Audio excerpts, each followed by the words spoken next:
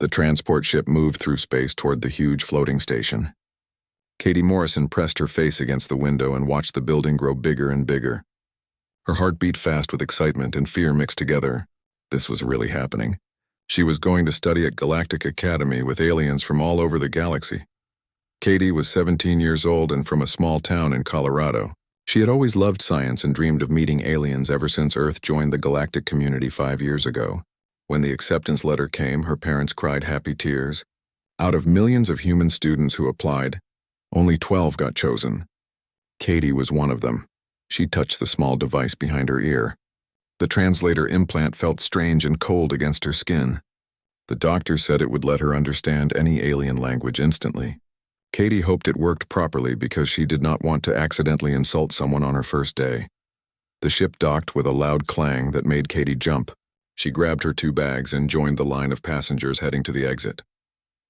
Her hands shook a little as she walked through the airlock door. The station corridor took her breath away. It was massive and bright with white walls that seemed to glow. But the really amazing part was the aliens. They were everywhere.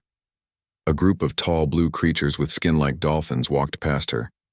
Something that looked like a floating jellyfish drifted by overhead. Katie saw beings covered in fur, scales, and things she could not even describe.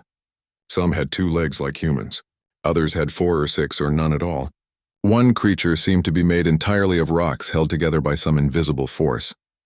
Katie tried not to stare, but it was impossible. Everything was so new and different and wonderful. A very tall alien approached her. He had smooth blue skin and enormous eyes that took up half his face. He wore a badge that said guide on it. Katie Morrison? His voice came through clearly in her translator. It sounded kind and gentle. Yes, that's me. Katie smiled up at him. He must have been 7 feet tall at least. Welcome to Galactic Academy. My name is Zexthor. I am from the planet Velkar. I will help you find your room and show you around the station. Thank you so much. I really appreciate it. Zexthor started walking and Katie hurried to keep up with his long strides. The corridor seemed to go on forever with doors and side passages branching off in every direction.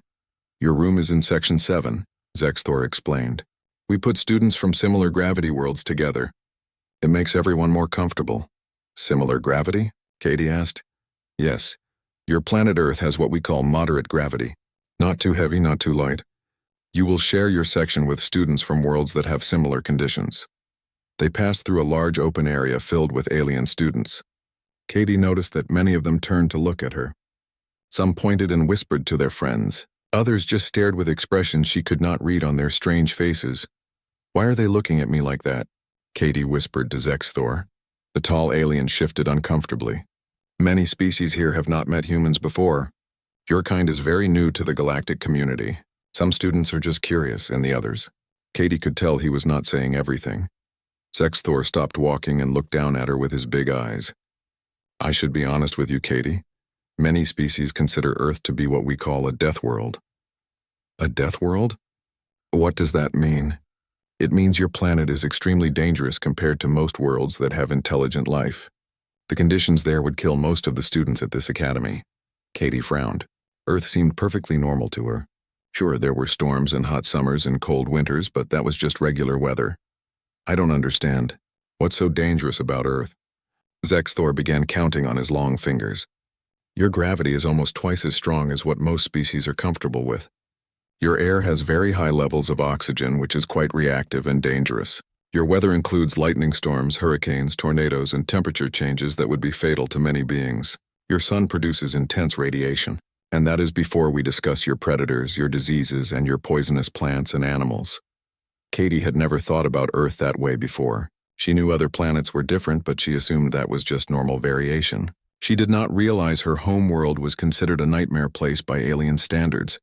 So they think I'm dangerous because I come from Earth? Some do, yes. They believe that to survive on such a harsh world, humans must be very strong and possibly violent. Others think you are exaggerating how bad your planet really is. They reached Katie's room and Zexthor showed her how to open the door with her handprint. Inside was a small but nice space with a bed, a desk, and a private bathroom. The bed looked a bit too soft and the ceiling was higher than necessary, but overall it seemed comfortable enough. The controls here adjust the temperature and air mixture, Zexthor said, pointing to a panel on the wall.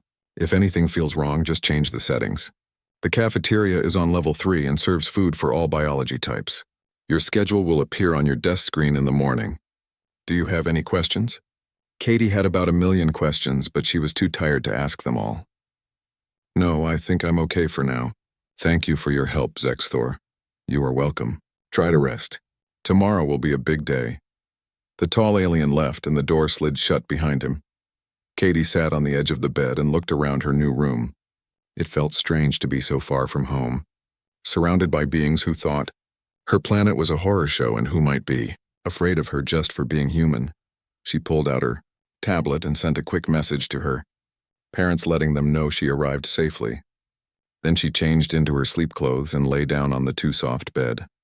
The gravity felt weird. Everything felt lighter here, like she might float away if she moved too fast. Katie had read that the station kept gravity at about 70% of Earth normal to accommodate the majority of species. She would get used to it eventually. Through the thin walls, she could hear strange sounds, whistles and clicks and hums that must be other students talking in their native languages. Katie wondered if any of them were scared of her. She wondered if she would make any friends here or if everyone would avoid her because she came from a death world. Katie closed her eyes and tried to sleep, but her mind kept racing. She thought about her family back home, about her dog Max, who probably missed her already, about her best friend Julie, who had been so jealous when Katie got accepted to the academy. She thought about all the aliens she had seen today. So many different shapes and sizes and colors, so many different ways of being alive and intelligent. Katie felt very small and very young and very far from everything she knew, but she also felt excited. This was the adventure of a lifetime. She was going to learn things that no other human had ever learned. She was going to see wonders that most people on Earth could only dream about. She was going to prove that humans could belong in the galactic community. Katie finally drifted off to sleep with her translator implant humming softly behind her ear, and dreams of tomorrow filling her head. She had no idea that her first day of classes would change everything. She had no idea that one simple action would make her the most feared student in the entire academy. She had no idea that the next 24 hours would require multiple teachers to seek psychological counseling. For now, Katie Morrison was just a teenage girl from Earth, excited and nervous about starting school in a place where everything was new, and nothing was familiar. Tomorrow would teach her just how different humans really were from the rest of the galaxy. Katie picked up her tablet, moving as slowly and carefully as she could. When she bent down, 3 students screamed and 2 more ran from the room. She froze, not understanding what she had done wrong. "It is okay," the security leader said, though his voice shook slightly. "Just stand up slowly. Very slowly." Katie stood and walked toward the door with the security team surrounding her. They maintained a distance of about 5 feet in all directions, like she was radioactive or contagious. As they escorted her out, she heard Professor Velnara's trembling voice. "Class is canceled for today. Counseling services will be available in the Student Center for anyone who witnessed this event. Please proceed there in an orderly fashion." Katie's mind reeled. Counseling services? For watching a slap? This could not be real. It had to be some kind of mistake or misunderstanding. They walked through the corridors and Katie noticed that other students scrambled to get out of their way. Some pressed themselves flat against walls. Others ducked into doorways or turned and ran. One group of small furry creatures actually climbed the walls to get farther away from her. The security team took her to a section of the station she had not seen before. The walls here were thicker and reinforced with metal. They stopped at a heavy door that slid open with a hiss. "Inside, please," the security leader said. Katie stepped into the room. It was small and bare with just a bench attached to the wall and a camera in the corner. The door closed behind her with a solid thunk and she heard locks engaging. She sat on the bench and put her head in her hands. What had she done? She had defended herself from a bully the same way she might have back on Earth. But here, in this place where everyone was so much more fragile than humans, that simple action had become a terrible crime. Katie looked at her hand again, the hand that had caused so much damage with so little effort. She had not even hit Draknor hard. It was just a slap. The kind of thing that happened in high school arguments all the time back home. But she was not home anymore. She was in a place where the rules were different, where her normal strength was considered monstrous, where a simple defensive action could put someone in the hospital for a week. Katie curled up on the bench and tried not to cry. She had been at the academy for less than a day, and already everything had gone horribly wrong. Katie sat alone in the isolation room for what felt like hours. The walls were thick and she could not hear anything from outside. The camera in the corner watched her with a blinking red light. She tried to stay calm, but her mind kept replaying the moment over and over. The push, the slap, the scream, the chaos. She did not understand how everything had gone so wrong so fast. Back home in Colorado, if someone shoved you and you slapped them back, you might get sent to the principal's office, maybe detention for a few days. But here it was being treated like she had committed attempted murder. The door finally opened and Katie jumped to her feet. A human woman in her 40s walked in carrying a tablet. She looked exhausted and frustrated. Her gray hair was pulled back in a messy bun and she had dark circles under her eyes. "Katie Morrison?" the woman asked. "Yes, that's me. I'm Linda Hayes. I work as the Human Liaison Officer for this sector of space. I was on a research station 3 systems away when I got the emergency call about you. I've been on a fast shuttle for the last 2 hours." "I'm so sorry," Katie said. "I did not mean to cause trouble." Linda sat down on the bench and gestured for Katie to sit beside her. "I know you didn't. I've watched the security footage at least 10 times. I've also spent the last hour in meetings with Academy administrators who are absolutely terrified of you." "Terrified? Of me?" Katie could not wrap her mind around that. She was 5'4" and weighed 120 pounds. She was one of the smallest students she had seen at the academy. Linda pulled up a video on her tablet. "Watch this." Katie saw herself from the security camera angle. She watched Draknor approach and heard his bullying words. She saw him push her shoulder and saw herself barely move from the impact. Then she saw her hand come up and connect with his face. The video slowed down at that moment and Katie could see the force of the impact ripple across Draknor's face. His head snapped to the side and his whole body staggered from the blow. "I did not hit him that hard," Katie whispered. "By your standards, no. You barely put any effort into it." Linda switched to another display. "This is the medical scan of Draknor's face." Katie stared at the image. It showed layers of tissue in different colors. The area where she had made contact was lit up in angry red and purple. Deep beneath the surface, she could see dark lines that the label identified as microfractures. "But it was just a slap," Katie said weakly. "Let me explain something about the galaxy. Katie, most intelligent species evolved on worlds that are much easier to live on than Earth. Their gravity is lower, usually between 30 and 70% of what you grew up with. Their weather is milder. Their predators are less dangerous. Their whole evolutionary history was less violent and less harsh." Linda pulled up more data on her tablet.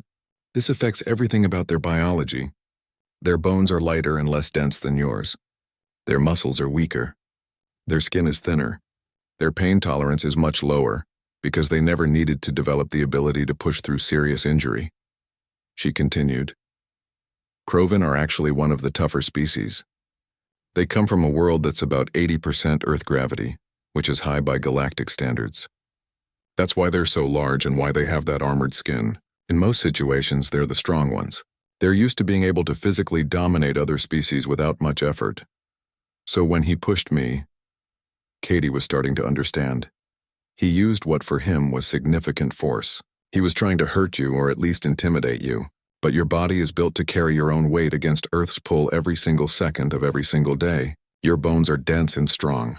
Your muscles are packed with power. When he pushed you, your body absorbed the impact without any trouble because you're used to dealing with much greater forces." Linda switched to another video. This one showed Katie from a different angle. "Now watch what happened when you reacted. You didn't wind up for the slap. You didn't put your body weight into it. You just swung your arm in a basic defensive motion.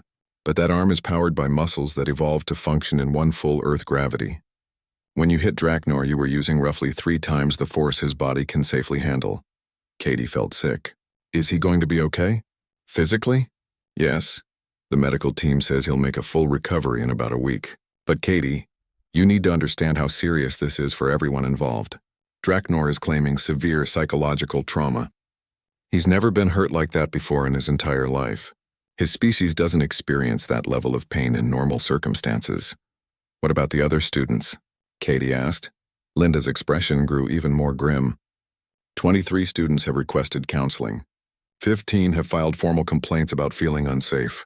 8 have asked to be transferred to different classes, and Professor Velnara has requested a medical leave of absence. For watching a slap? Katie could not believe this was real. Put yourself in their position. They watched what they thought was a fragile-looking young person casually inflict serious injury on one of the largest, most intimidating students in the class. You did it without any visible effort or anger. To them it looked like you could have killed him if you wanted to, and it would have been as easy as swatting a fly. Linda pulled up another document. I've been reading reports from the witnesses. One student said it was like watching a monster reveal itself. Another said they've been having nightmares about what humans might do if they got truly angry. A third said they can't stop thinking about how humans fought wars against each other for thousands of years, and wondering what kind of species does that. Katie wrapped her arms around herself. I didn't mean to scare anyone. I just reacted. Back home, if someone pushes you, back home everyone is roughly as strong as you are. Here you're the equivalent of a superhero or a monster, depending on perspective. Every casual gesture you make could seriously injure or kill most students at this academy. What's going to happen to me? Katie asked quietly. There's a disciplinary hearing scheduled in 2 hours. Some administrators want you expelled immediately and sent back to Earth. They're arguing that humans are too dangerous to integrate into galactic society. Others are saying you were defending yourself and didn't understand the biological differences.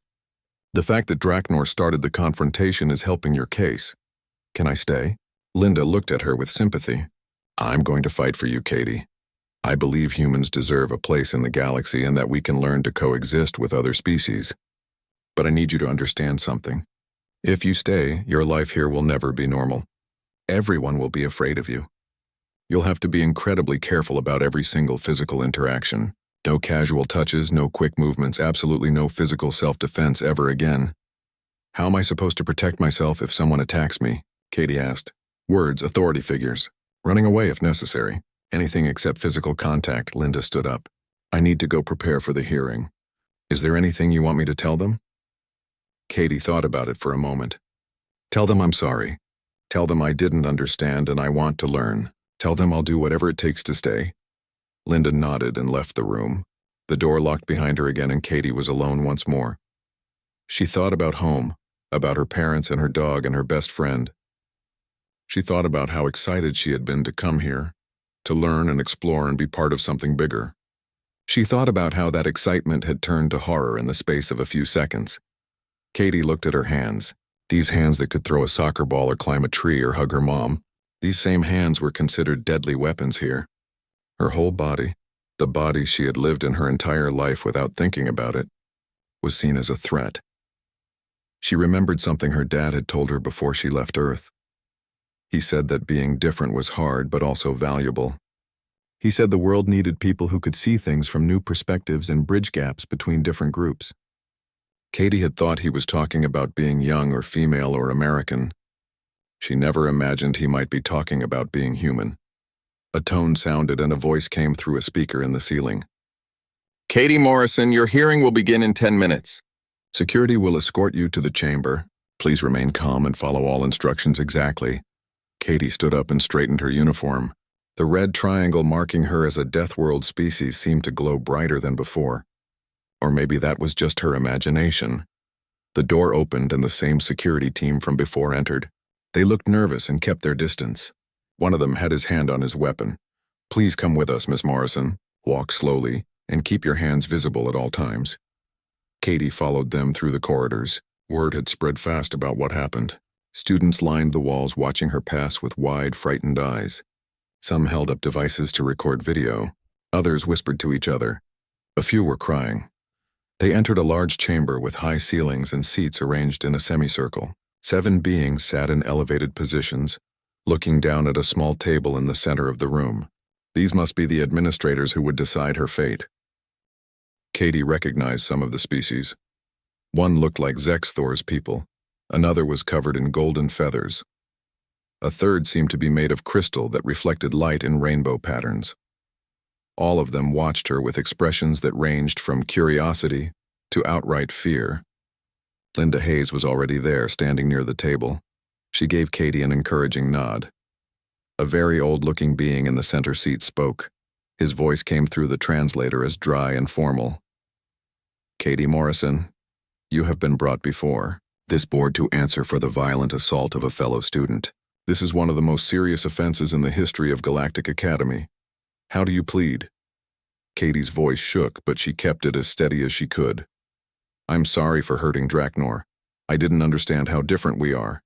He pushed me, and I reacted without thinking. I'm willing to accept responsibility and do whatever it takes to make this right. The old being nodded slowly.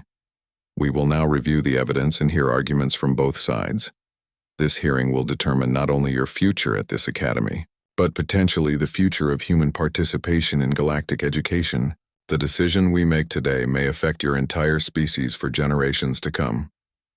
Katie felt the weight of those words settle on her shoulders. She was not just fighting for herself anymore. She was fighting for every human who might want to study here in the future. She was fighting to prove that Earth's children could learn to be gentle, even though they came from a world that taught them to be strong. The hearing was about to begin, and Katie had no idea if she would still be a student when it ended or if she would be on a ship back to Earth, branded as too dangerous for the peaceful galaxy. The hearing chamber felt cold despite the temperature being set to comfortable levels. Katie sat at the small table in the center, feeling like an insect under a microscope.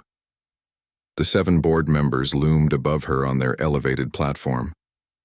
Linda Hayes stood beside her, ready to speak in her defense.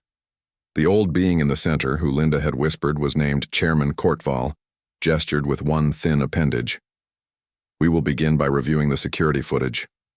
A large screen appeared in the air above Katie's head. She watched herself from multiple camera angles. The footage showed Draknor approaching her, heard his bullying words clearly. Then came the push and her reaction. The screen zoomed in and played the slap in slow motion. Katie watched her hand connect with his face, saw the ripple of force, saw Draknor's head snap sideways. When the video reached his scream and collapse, several board members flinched. One actually looked away. The footage continued, showing the chaos in the classroom, students fleeing in panic, some trampling over each other to escape, the small alien fainting, others weeping in corners. Professor Velnara shaking as she called for security. Chairman Courtval paused the video. This is deeply disturbing. In 200 years of this academy's operation, we have never witnessed such violence. A board member covered in golden feathers spoke up. Her voice was harsh through the translator. The human should be expelled immediately and her species banned from future enrollment. This incident proves that Deathworlders cannot be trusted in civilized settings. Linda Hayes stepped forward. With respect, board member Shektara, Katie was defending herself from harassment and physical assault. Draknor initiated the confrontation. The level of force was completely disproportionate, Shektara countered. She could have killed him. She didn't know, Linda argued. Humans have been part of the galactic community for only 5 years. We're still learning about the biological differences. Katie had no way of knowing that what she considered a minor defensive action would cause serious injury. A third board member, the one made of crystal, chimed in. His voice sounded like wind through chimes. Ignorance is not an excuse. If humans are too primitive to understand their own strength relative to civilized species, they should not be here. Katie felt anger rising in her chest but forced it down. Getting emotional would only make things worse. Chairman Courtval held up a hand for silence. Let us hear from the human herself. Katie Morrison, please explain your actions in your own words. Katie stood up slowly, remembering to make no sudden movements. Chairman, board members, I came to this academy to learn. I've dreamed of studying with other species since I was a little girl. When I got accepted, it was the happiest day of my life. She paused, gathering her thoughts. Yesterday was my first day here. I was nervous and excited and trying my best to fit in. When Draknor approached me in class, I tried to be polite. I told him I was there first and asked him to find another seat. He called humans primitives and said we barely qualify as intelligent. Then he pushed me. Katie looked up at the board members. On Earth, if someone pushes you, it's normal to push back or defend yourself. We grow up wrestling with siblings, playing rough sports, having physical conflicts that we resolve and move on from. I didn't think about the fact that Draknor's body is different from mine. I just reacted the way I've been taught to react my whole life when someone physically attacks me. You call that a minor reaction? Shektara demanded. You inflicted severe injuries. I know that now, Katie said. But in the moment I thought I was just giving him a light slap to make him back off. On Earth, that would have stung for a few minutes and left a red mark for an hour. I had no idea it would hurt him so badly. If I had known, I never would have done it. The crystal being, whose name Katie learned was Zenthar, spoke up. This raises the fundamental question of whether humans can ever safely integrate into galactic society.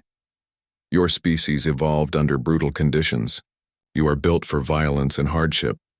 How can we trust you around beings who are, by your standards, as fragile as glass? Katie thought about that question carefully before answering.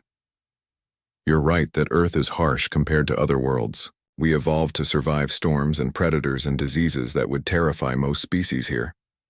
But we also evolved cooperation, compassion, and the ability to be gentle with things more fragile than ourselves. She continued. Humans have kept pets for thousands of years, small animals like cats and birds that we could easily hurt or kill, but we choose not to. We care for babies who are completely helpless. We've developed entire fields of medicine and technology dedicated to protecting the weak.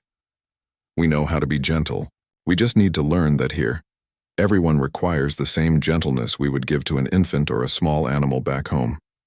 Linda Hayes added, If the board expels Katie, you're sending a message that humans will never be welcome here. You're closing the door on an entire species because of one mistake made in self-defense by a 17-year-old girl who didn't understand the situation. Chairman Courtval seemed to consider this. What about the psychological impact on other students? 23 students have requested counseling. Many more are afraid to return to classes if Katie remains enrolled. That fear comes from not understanding humans, Linda said. If Katie stays, she can help educate others about her species. She can prove that humans can control their strength and coexist peacefully. But if you expel her, those fears will never be addressed. Humans will always be seen as monsters, instead of just being people from a different type of world. A fourth board member spoke for the first time. He was from a species Katie did not recognize, with multiple eyes and skin that looked like tree bark. I am troubled by the ease with which this human inflicted harm. What happens the next time? Someone provokes her. What if she becomes truly angry instead of merely defensive? Katie answered before Linda could. Then I'll walk away. I'll report them to a teacher or security. I'll use words instead of actions. I understand now how dangerous I am here. I'll never use physical force again, no matter what happens. Can you promise that? The tree-like being asked. Can you guarantee that in a moment of stress or fear, your instincts won't take over again? Katie hesitated. She wanted to say yes, to make promises that would let her stay, but she also knew she had to be honest. I can't promise I'll never make another mistake, but I can promise that I'll do everything in my power to learn and adapt. I'll take whatever training is required. I'll follow whatever rules you set. I'll prove that humans can belong here. The board members looked at each other. Chairman Cordoval spoke quietly with the others, their voices too low for the translator to pick up clearly. Katie waited, her heart pounding so hard she could hear it in her ears. Finally, Chairman Courtval turned back to face her. We have reached a decision. This board has debated extensively about the nature of this incident and the implications for human participation in galactic education. Katie held her breath. After careful consideration, we have decided that Katie Morrison will not be expelled from Galactic Academy. Relief flooded through Katie's body. She almost collapsed, but forced herself to remain standing. However, Chairman Courtval continued, and Katie's relief turned to dread. There will be significant conditions placed on your continued enrollment. These conditions are not negotiable. If you violate any of them, you will be immediately expelled with no appeal. I understand, Katie said. First, you will attend mandatory classes on galactic biology and cultural sensitivity 3 times per week. These classes will teach you about the physical limitations of other species and appropriate behavior. Yes, sir. Second, you will wear a visible marker on your uniform at all times identifying you as a Deathworld species. This will allow other students to maintain appropriate caution around you. Katie looked down at the red triangle already on her chest. It would become a permanent part of her identity here. I understand. Third, your access to common areas will be restricted during peak hours. You may not enter the main cafeteria, recreation facilities, or social spaces when they are crowded. This is to prevent accidental contact that could result in injury. That one hurt more. It meant she would be isolated from normal student life, always on the edges, never fully part of the community. But Katie nodded. Okay. Fourth, and most critically, any further physical altercation of any kind, regardless of who initiates it or the circumstances, will result in immediate expulsion. You are not to touch other students except in approved educational settings with proper supervision. Is this clear? Yes, Chairman. Completely clear, Shektara spoke up. I want it noted for the record that I opposed this decision. I believe allowing the human to stay puts other students at risk. Your objection is noted, Chairman Courtval said. However, the majority of this board believes that education and integration serve the galaxy better than exclusion. We are also mindful that Draknor initiated this confrontation through harassment and physical assault. He will face his own disciplinary measures. What will happen to him? Katie asked. Draknor will be suspended for 1 month for bullying and initiating physical contact with another student. When he returns, he will also be required to attend sensitivity training. Both of you failed in different ways today. Both of you will learn from this experience. Chairman Courtval stood, which seemed to signal the end of the hearing. This academy was founded on the principle that different species can learn together and from each other. Katie Morrison, you have an opportunity to be a bridge between humanity and the wider galaxy. Do not waste it. I won't, sir. Thank you for giving me a chance. The board members filed out through a side door. Katie turned to Linda Hayes, feeling emotionally exhausted. You did well, Linda said. I know the restrictions are harsh, but you're still here. That's what matters. Will it always be like this? Katie asked. Will everyone always be afraid of me? Linda put a hand on her shoulder, then seemed to remember herself and pulled back.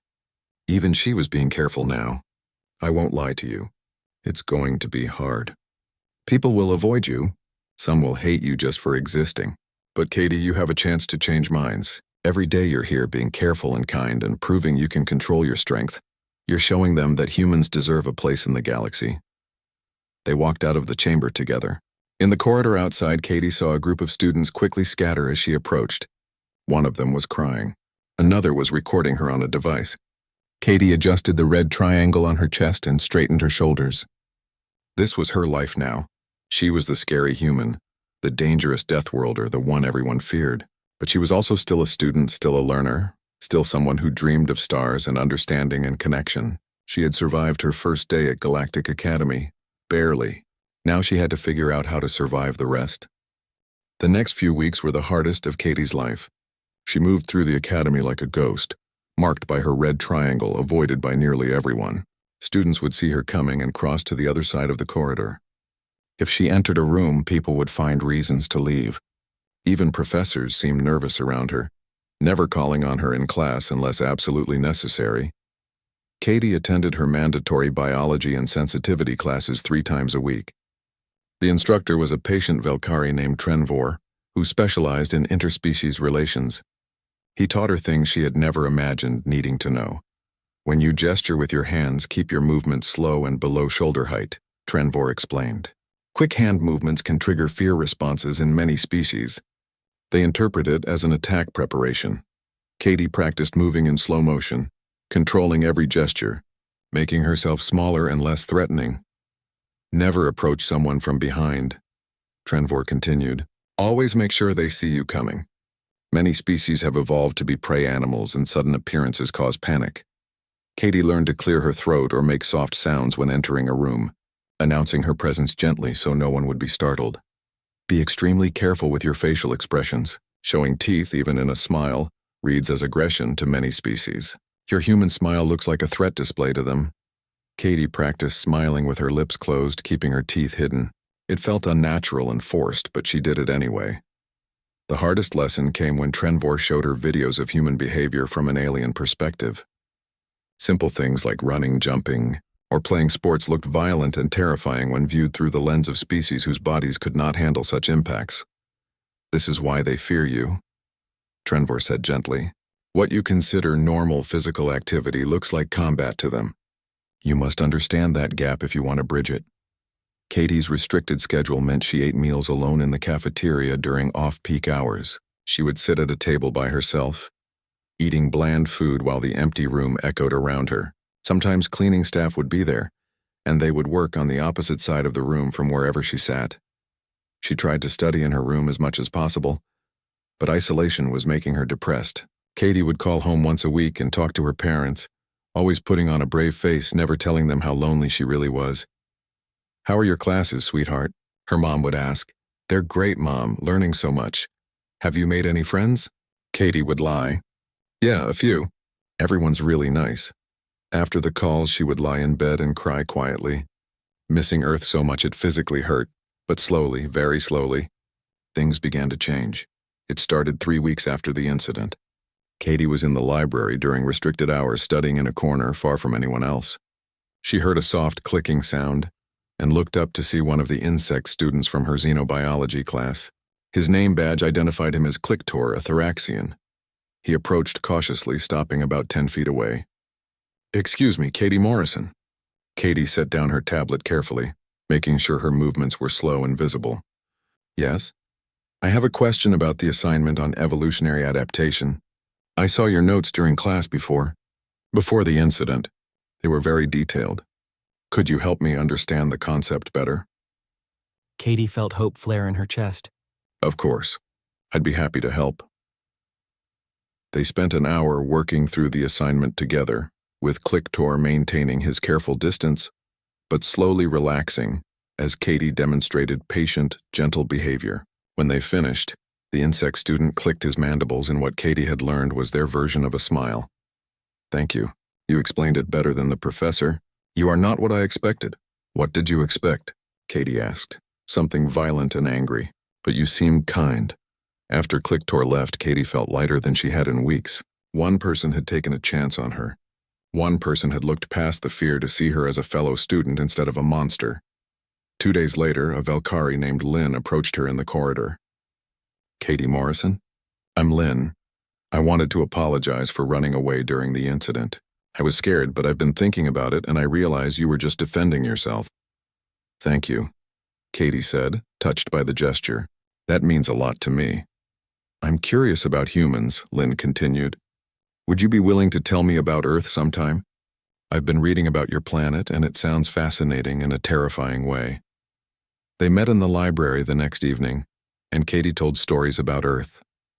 She described mountains and oceans, seasons and storms, the feeling of rain on skin and snow under boots. Lynn listened with wide eyes, asking questions about things Katie had never thought twice about.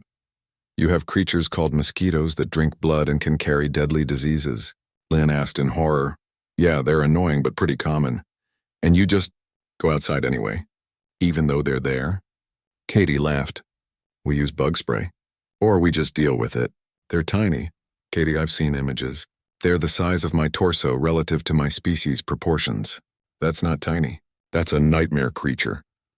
These conversations helped Katie understand just how alien she was in this place.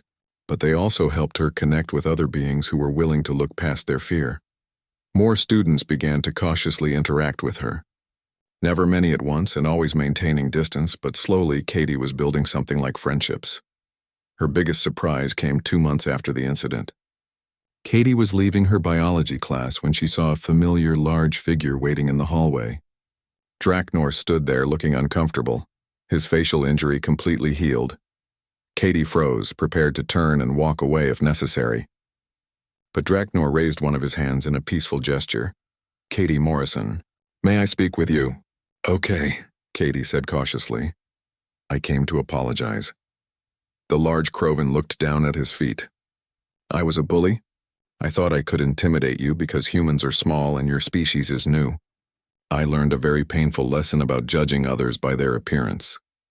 Katie did not know what to say. Draknor continued. "I've been attending the same sensitivity training you have. I learned about Earth and about the conditions you evolved in. Your world is horrifying, Katie Morrison. The fact that your species survived there, let alone built a civilization, is impressive. I should have shown respect instead of contempt. Thank you, Katie said quietly. I'm sorry I hurt you so badly. I really didn't understand how different we are. I know that now. The instructor showed me the video from your perspective. You barely moved. What felt like devastating force to me was nothing to you. Draknor shook his head. It's hard for my pride to accept, but you could have done much worse. You showed restraint even in that moment. They stood in awkward silence for a moment. Then Draknor said, I've been telling other Krovan students about what I learned. Many of them respected me for my size and strength. Now they respect humans too, but for different reasons. You're like, he searched for words, like living weapons that choose not to fire. That takes a different kind of strength. After Draknor left, Katie felt something shift inside her. She was beginning to accept her new reality. Yes, she was stronger than most beings here. Yes, she had to be constantly careful. Yes, she would probably never feel completely normal at the academy. But she was here. She was learning. And she was showing the galaxy that humans could belong. Her classes continued. Katie excelled in xenobiology, her unique perspective as a Deathworlder giving her insights that other students missed.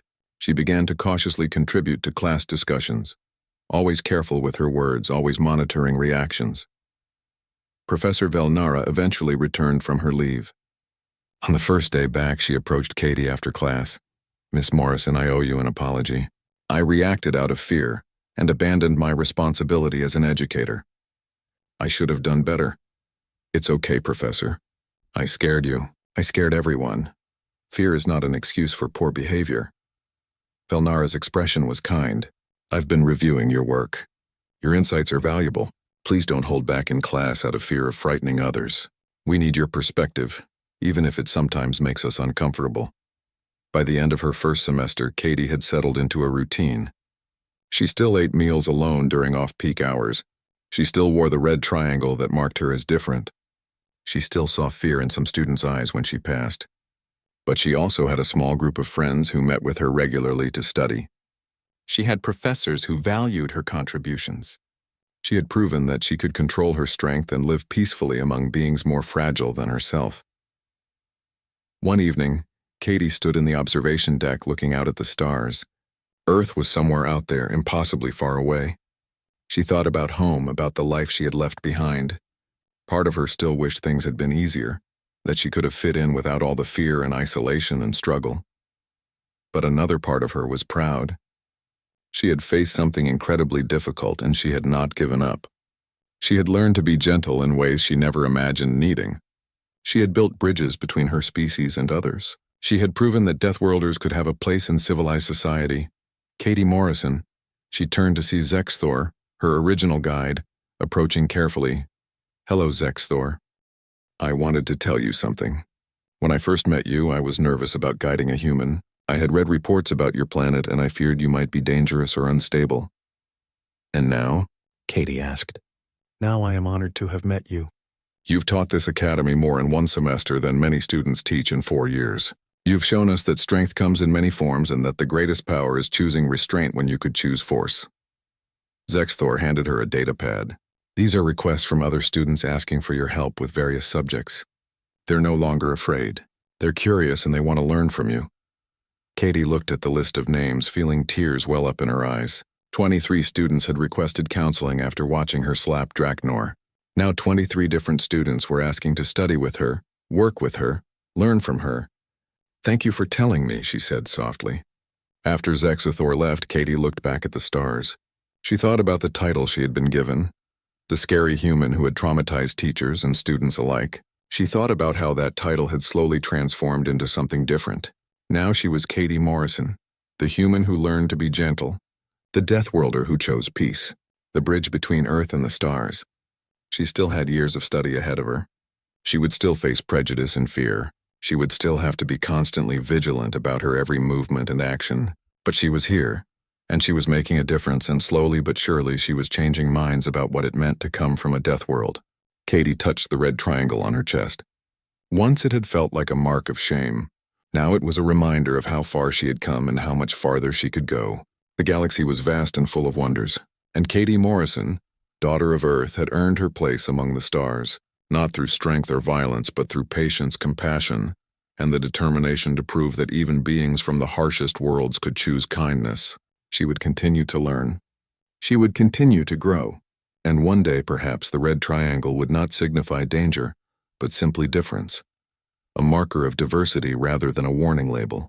For now, Katie was content to take each day as it came, moving slowly through a fragile galaxy, building friendships one careful gesture at a time, and showing everyone who would watch that humans were more than their strength. They were their choices, their compassion, and their endless capacity for understanding. The stars shone above, and Katie smiled. Her lips carefully closed to hide her teeth, and felt at home for the first time since leaving Earth.